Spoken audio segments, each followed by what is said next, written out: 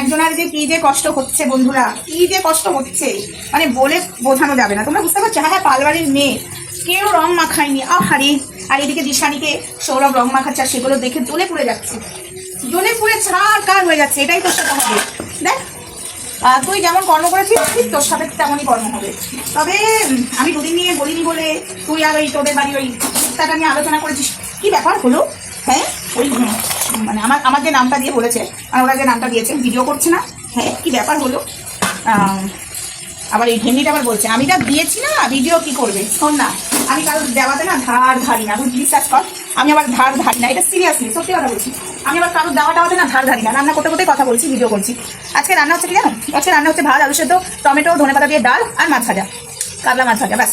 আর কিছু না। মাছ ছিল ফ্রিজে, ওই ফ্রিজের মাছটাই করলাম।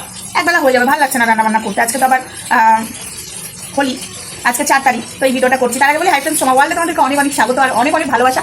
চলে এসেছি আবার একটা ভিডিও নিয়ে তোমাদের সামনে। করোনা হচ্ছে, কেন করোনা হবে না বলতো? দিশানি সৌরভ হোলি খেলছে, আর তুই দেখ, যাকে হিংসা করিস সে দেখ কি সুন্দর হোলি খেলছে, আর তোর অবস্থা দেখ। এটাই তো তোর সাথে হবে। কেন হবে না? কারণ প্রত্যেকটা ছেলেকে নিয়ে তুই ছেলে খেলা করেছিস। করোনা উঠছে, করোনা।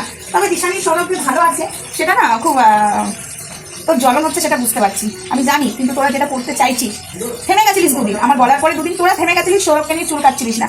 কিন্তু তোরা সৌরভের নাম্বার কোথা থেকে পেয়েছিস আমি জানি না, কে তোদেরকে দিয়েছে আমি জানি না। আমি ফোন করেছিলাম, বাট ফোনটা বললো না। আমি বলে দেবো তোরা যাতে। হ্যাঁ, সৌরভ আমাকে একটা কথা বলেছে, দিদি আমার ট্রুকলার আছে, কোনো চাপ নেই, কে ফোন করছে আমি বুঝতে পারবো। আমি একটাই কথা বলবো, ট্রুকলার থাকুক আর যাই থাকুক, একটু সাবধানে মানুষের সাথে কথা বলো সৌরভ। এরা তোমার নাম্বার জোগাড় করেছে, তারপর তোমার সাথে কি করতে চাইবে আমি বুঝতে পারছি না। যেখানে দিশানি সৌরভের সাথে তোর কোনো লিঙ্ক আপ নেই পালবাড়ির মেয়ে, তোরা তাহলে সৌরভের নাম্বার জোগাড় করার মানেটা কি হলো? সৌরভ তো দিশানির সাথে থাকতে চায়, সৌরভ তো দিশানিকে নিয়ে ভালো আছে। তোকে নিয়ে কি বলেছে জানিস? তোকে ছাপড়ি বলে, এক কথায় তোকে ছাপড়ি বলে সৌরভ। তোকে ছাপড়ি মেয়ে ছেলে বলে, বিশ্বাস কর। তো ছাপড়ি মেয়ে ছেলে ফোন করবে আর সৌরভ বলে যাবে। এখানে বলে যাওয়ার প্রশ্ন আসছে না। সরি, প্রেম করার জন্য কিন্তু পালবাড়ির মেয়ে সৌরভকে ফোন করবে না। নাম্বার আমি জানি, নাম্বারটা ভেঙে জোগাড় করেছে, তোরা জোগাড় করেছে আমি জানি। আমি বলে দিলে বলে দিতে পারি, কিন্তু আমি চাই না তার সাথে সত্যতা করতে। কিন্তু সে যে কাজটা করেছে আমি জানি না করেছে লাভ পাই কি করে। এর আগেও দিশানিকে ফাঁসাবার চেষ্টা করেছে সেই ব্যক্তিটা। আমি এরপরে ভিডিও আনবো দিশানিকে কিভাবে ফাঁসাবার চেষ্টা করেছে, আশা করি তোমরা বুঝতে পারবে। আমার কাছে সবকিছু প্রমাণ আছে, কিন্তু সেই নাম্বারটা সৌরভের দিয়ে কি পেলো আমি জানি না। সৌরভকে কেন সহ্য করতে পারে না আমি জানি না। সৌরভ তার পাকা থানা ময়ও দিতে যায় না, তার নাম্বার দিয়েছে ঠিক আছে। তো আমার কোনো না হচ্ছে একটাই জিনিসে, যে তোকে এবার কেউ হোলি মাখালো না। হারে, এবারও তুই হোলি কারোর হাতে মাখতে পারলি না, আগেরবারও মাখতে পারিস নি। তোর বিশেষ বিশেষ দিনে তোর পাশে না কেউ থাকে না, মানে কি জন্মদিন, তোর বিশেষ বিশেষ দিনে কেউ থাকে না, কারণ নোংরা মেয়ে ছেলের পাশে কেউ থাকে না।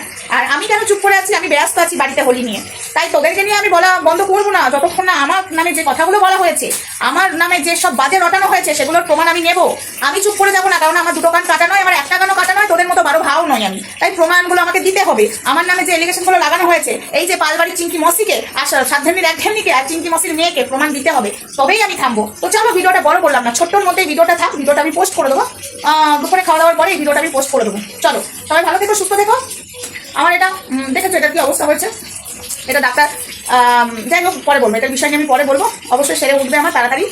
আর সবাই ভালো থেকো, সুস্থ থেকো। আর একজনা দেখছি মন্দির খুলে কখন না পেলে, চলো এইটা নিয়ে আমি একটা লাইভ করবো ভাবছি। আজকে না আসি, কাল অবশ্যই আসবো।